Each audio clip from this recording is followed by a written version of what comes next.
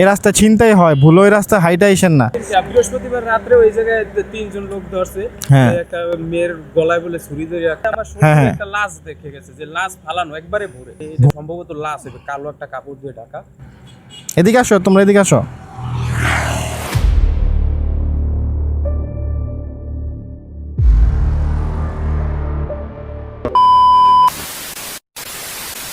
রাতের বাজে কয়টা, একটা ছেলে হাইটে আসতেছে, হাটে একটা খাবারের বাটি নিয়ে।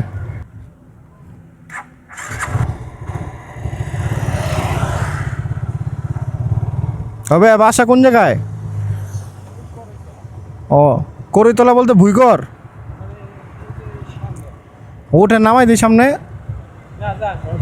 আরে সমস্যা না, আমি এরকম রাস্তায় দিক দিয়ে যাই, তো যারা হাইটা যায় আমি তাদেরকে নিয়ে নামাই দিই সামনে। আসেন, সমস্যা নেই, ভয় নেই। আমি পিছনে দেখলাম আপনি হাইটা আসতেছেন, হাতে একটা বাটি। গার্মেন্টস কোন জায়গায়? ও লালখা থেকে হাইটা হাইতে দিক দিয়ে বাসায় যান? হ্যাঁ, প্রত্যেকদিনই রাখি আমি গার্মেন্টসে, গাড়ি চালাই তো, গাড়ি লিক হয়েছিল, তো ওই সময় গাড়ির লিক সরাইছে 80 টাকা দিয়ে, তাহলে ওই 80 টাকা দেওয়ার কথা ছিল, তাহলে ওই দিতে পারে নাই, গার্মেন্টস ছুটি হয়েছে 12টায়। আমি যে গাড়ি নিয়ে বিসিকতে আইছি 1টা বাজে, 1টা বাজে পাম্প করে আইছি, সবাই তো চলে গেছে, খালি গেট দারোয়ান আছে। তারপর গাড়ি রাখি আইছি, এখন তো আর টাকা নাই, হাইতে যাইতে। তো 80 টাকা আপনাকে কোম্পানি দেয় নাই আজকে? না, আজকে দেয় নাই, কালকে দেবে। তো এটা আবার কেমন কোম্পানির নিয়ম হইলো? মানে আজকে তো আমার আসতে দেরি হয়েছে, গার্মেন্টস ছুটি হওয়ার পরে আসছে। ও আচ্ছা আচ্ছা আচ্ছা, প্রিন্টে ভ্যান চালাই তো। ও আচ্ছা আচ্ছা। এই সারাদিন কাজ করে হাইটা যাবেন, এটা কেমন, এটা মানা যায়? আবার কালকে সকালে কাজে আসবেন? কালকে সকাল 9টায় ডিউটি, 8টা বাজে উঠতে হয়। আহারে কষ্ট। আবার লাস্ট টাকা একটু শর্টে আছি, কারণ মাস শেষ তো। আমি জানি এই লাইনে আমি যখন বেতন পাইতাম, আমার 20 তারিখে বেতন শেষ হয়ে যেত, বাকি 10 দিন 10-15 দিন আমার খুব কষ্ট করে কাটাইতে হইতো। মাস শেষ তো, আমার একটা ছেলে আছে, তার পিছে দৈনিক সর্বনিম্ন 100 টাকা খরচ হয়।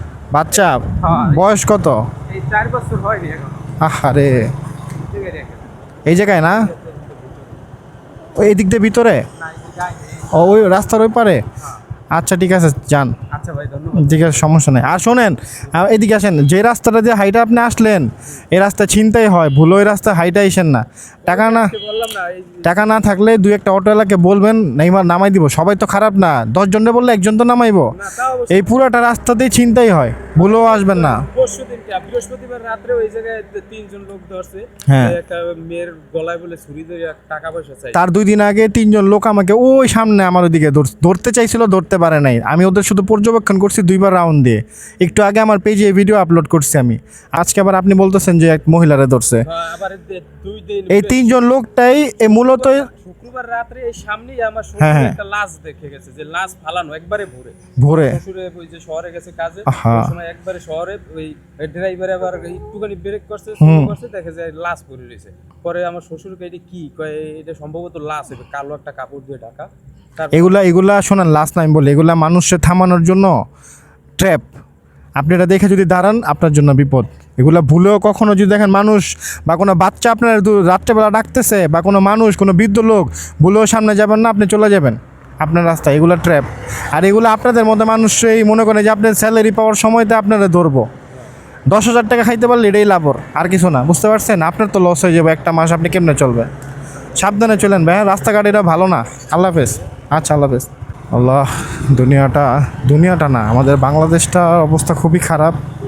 আমাদের বাংলাদেশের অবস্থা, নারায়ণগঞ্জের অবস্থা আরও বেশি খারাপ। নারায়ণগঞ্জের যে রাস্তাটা দিয়ে প্রতিদিন চলাফেরা করি, যথেষ্ট চেষ্টা করি যে এগুলোকে এদিকে, এই যে 3 জন মানুষের কথা যে বললো ভাই, এই 3টা মানুষে আমি খুঁজতেছি। এই 3টা মানুষই আমাকে পরশু রাতে মোটামুটি চেষ্টা করছিল যে আমাকে আটকাবে, বাট পারে নাই। আর আমিও চেষ্টা করছিলাম যে ওদেরকে একটু পর্যবেক্ষণ করব যে আসলে ওরা ডাকাত নাকি, বা ভালো মানুষ হলেও তার একটা অন্য সমস্যা হয়ে যাব।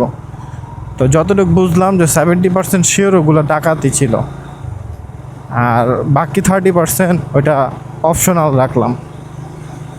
সবাই একটু সাবধানে চলবেন এই রোডগুলোতে। সার্ভিস লাইনগুলো আপনারা সন্ধ্যার পর থেকে অ্যাভয়েড করে চলবেন। হ্যাঁ, সার্ভিস লাইনগুলো সন্ধ্যার পর থেকে একদম সকাল পর্যন্ত অ্যাভয়েড করে চলবেন। এগুলা কারা?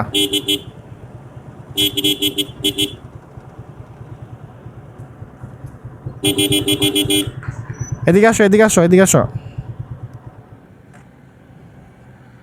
এদিকে আসো, তোমরা এদিকে আসো।